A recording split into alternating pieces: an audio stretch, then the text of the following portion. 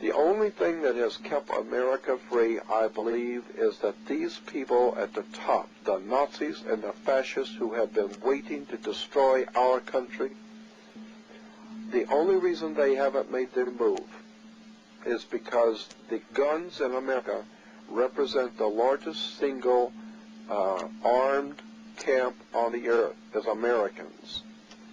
And I say don't ever give up your firearms, because when you do, you will begin to see quickly the complete and total collapse of America to the fascists and Nazis who are running this country from behind the scenes. Somebody better wake up. What were they? Because I'd never seen anything like that. And his statement was that if he told me, I would be one of few people in Madison, Georgia that knew about them. And he says they're disposable coffins. There was 125,000 there. And they were stacked, he told me, 15 high.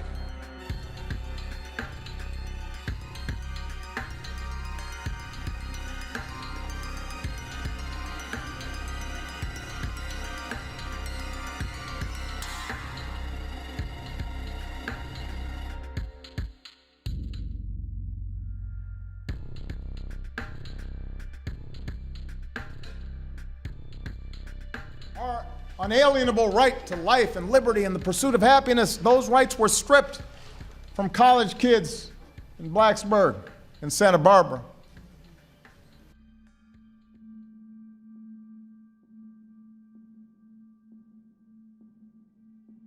You know, our country was founded on the basis that you're supposed to negotiate back and forth with different members of different parties, and you come to a conclusion through negotiation and compromise. You don't go and just keep signing orders, and all he's doing is taking chunks out of the Second Amendment. That won't happen. And Hillary is a disaster. Hillary wants to take the guns away from everybody. I mean, Hillary's going to be worse than Obama.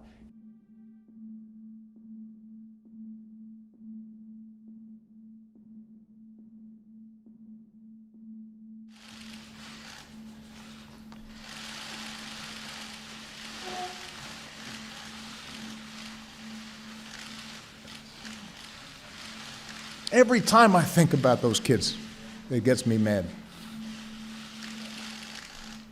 We're going to do everything we can to ensure the smart and effective enforcement of gun safety laws that are already on the books, which means we're going to add 200 more ATF agents and investigators.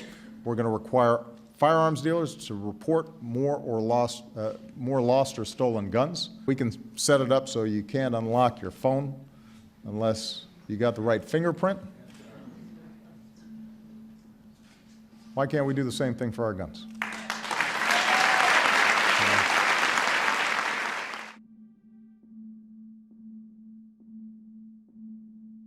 What happened to the mysterious third man or third shooter that was at the San Bernardino mass shooting here a few days ago? One of the witnesses today is Sally Abdelmajid, who works at the Inland Regional Center, the building where the attack took place. She saw the attackers enter the building, and we spoke to her by phone. As we look out the window, a second set of shots goes off, and it's just pop, pop, pop, pop, pop, pop. And we saw a man fall to the floor. Then we just looked, and we saw three men dressed in all black military attire with vests on. They're holding assault rifles, and they opened up the door to building 3, and one of them opens up the door to building 3. He starts to shoot. He just, shoots all over into the room. That's the room that we typically have conferences in. We just heard more gunshots go off.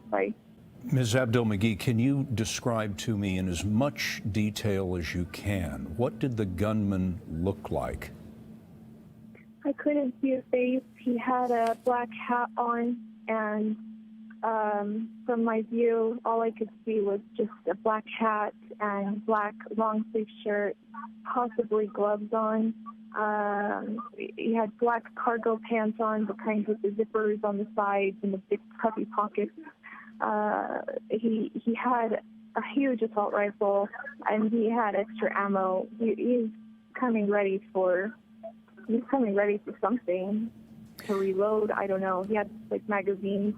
I couldn't see what else. I just saw three dressed exactly the same. You're certain that you saw three men? Yes. It looked like their skin color was white. They looked like they were athletic build, and they appeared to be tall. And of course, we've just learned that one of the suspects was actually a woman.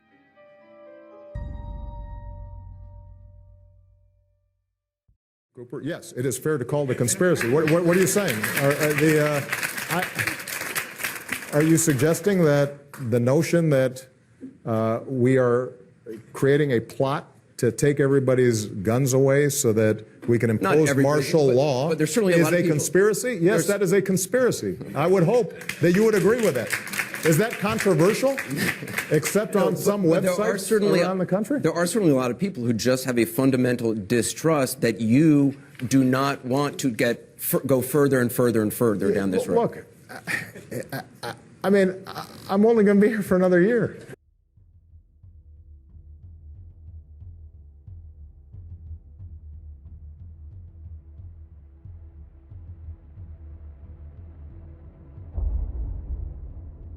And then he said the reason he had to hear the act was because the president's handlers wanted to know what I was going to say in order to be sure that the president could handle it. The president has handlers? What is he, like a bear? What, do they need a big chunk of meat to get him from meeting to meeting? Come on, come on. He needs handlers?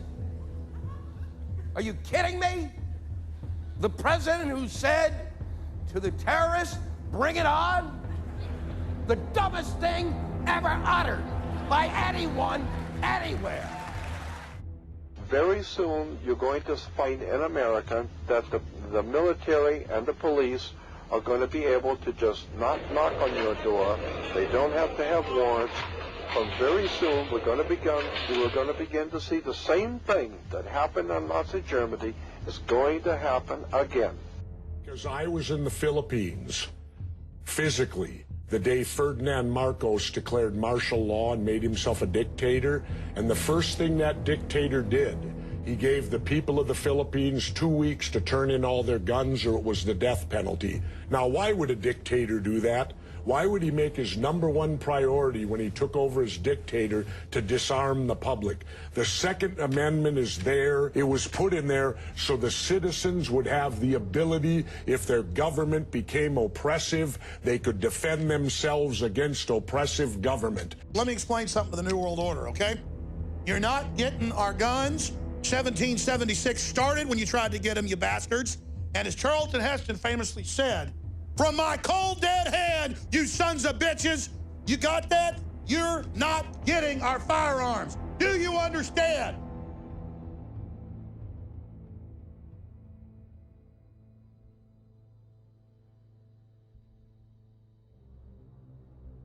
I mean, I'm only going to be here for another year. You know something? We are going to win Florida. Mark my words. You can write it down. The elections and politicians are in place in order to give Americans the illusion that they have freedom of choice. You don't.